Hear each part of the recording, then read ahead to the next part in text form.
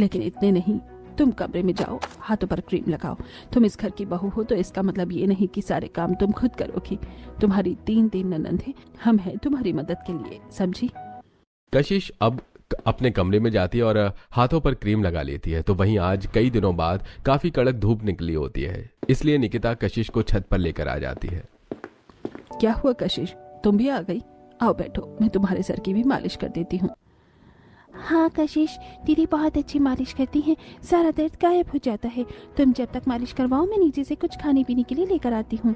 मेरे होते हुए आप क्यों जा रही हैं? मैं लेकर आती हूँ। मैं क्यों नहीं जा सकती? तुमने सब काम का ठेका लिया है क्या? चुपचाप से बैठो। निकिता सभी के लिए चाय पकौड़े बनाकर लाती है। तो वहीं सुमन एक बड़ी बहन की तरह कशिश की सिर की मालिश करती है। धीरे धीरे समय बीतने के साथ साथ कशिश का भरोसा उसकी तीनों नंद पर बढ़ने लगता है। ऐसे कुछ समय गुजरता है और आज पड़ोस में रहने वाली मनोरमा नाम की एक औरत उनके घर आती है। और बताओ कैसी हो तुम तीनों? वैसे तुम्हारी इकलौती भाभी का क्या हाल है? सुना है लड़की तुम गरीब घर से लाई हो, कहीं तुम्हारे भाई में कोई खोट वगैरह तो नहीं था ना? लड़की गरीब घर से थी इसलिए दहेज नहीं लाई होगी। आंटी जी, हमारे भाई में कोई खोट हो या ना हो, लेकिन आपकी सोच में बड़ा खोट है। आप अपने घर से मतलब क्यों नहीं रखते? अरे हाँ, रखेंगे भी कैसे? दूसरों के घरों में ताका झाकी करके आग लगाने का जो काम है आपका। रही हमारी भाभी की दहेज न लाने की बात, तो वो खुद ही कोहिनूर से कम नहीं है। जब तुम्हारे घर में कोहिनूर आ जाए तो भला दहेज की क्या जरूरत है?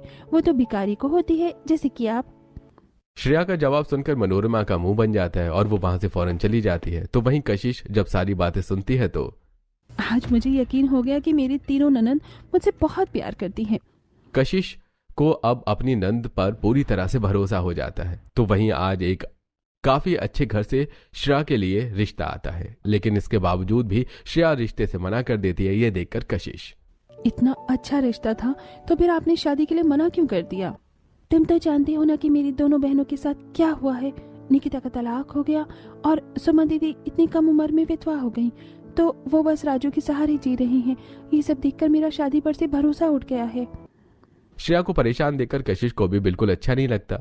तो जब से कशिश घर में आई थी तब से घर की रौनक काफी बढ़ चुकी थी। कशिश अपनी सबसे बड़ी नंद सुमन के बेटे के साथ खूब हंसी खेलती, जिसे देखकर सबका दिल लगा दिया है इसने, वरना इससे पहले कहां घर में इतनी रौनक होती थी। न जाने कितने समय बाद में अपनी तीनों